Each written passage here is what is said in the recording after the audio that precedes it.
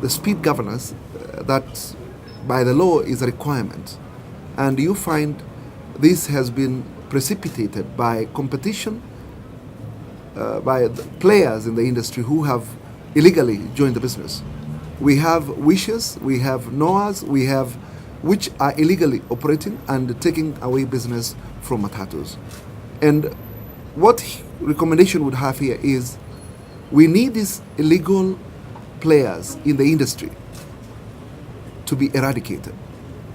The numbers of wishes and NOAs doing intercity are increasing each day, bringing in competition that will make our drivers put in switches that will make them speed like they do.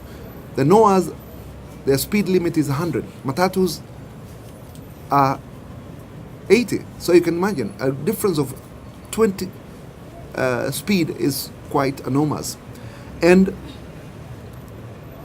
the relation here we say that it's been caused also by either drivers who are not concentrating in their work, and also drivers who could fly to an area where they are not familiar with, and also fatigue. So 80 to 90% of these accidents crashes could have been avoided.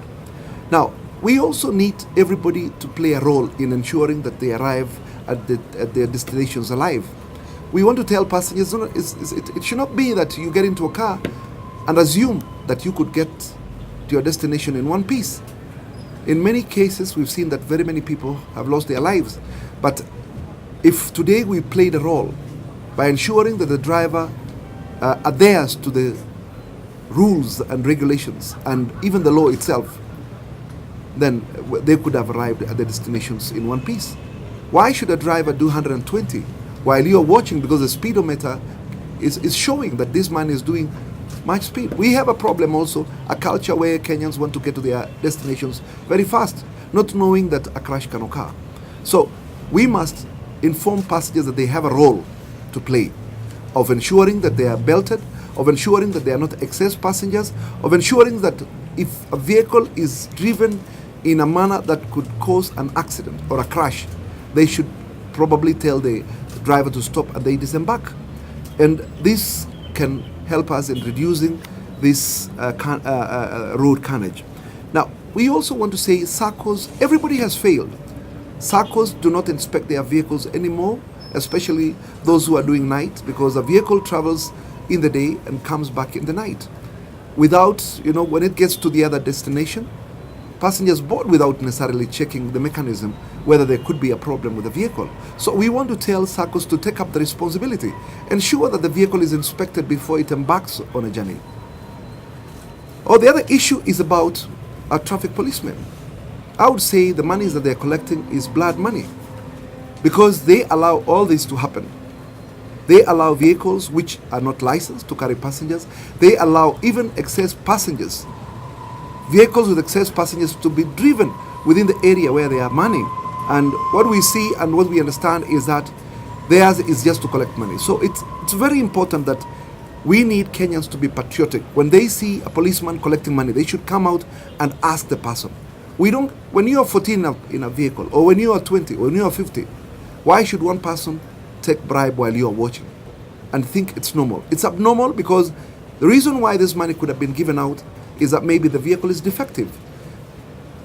Policemen on our roads are supposed to check on compliance, but instead they are blinded by the money that has been folded in the licenses by the drivers. And it's unfortunate that this is going to happen everywhere in the country, and it's a terrible culture that all of us should fight it. Corruption will put us in our graves. Corruption will make people poor. Corruption will do all sorts of things that are not acceptable. So it's upon us. It's upon us to shout and say this should not happen. We need everybody to be patriotic on the same. And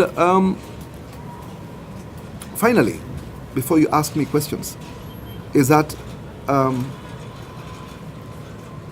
bans might not be able to.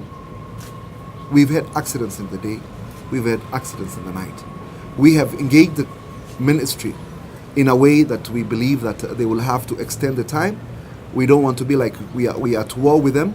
We want just to say, let us look at the cause of accidents. Let us see what is really happening? Why are people driving vehicles in a way that they're causing other people to lose their lives? So those are the questions, and we've engaged the ministry, and we believe if what we have recommended is adhered to, then we'll have a significant reduction of crashes on our roads.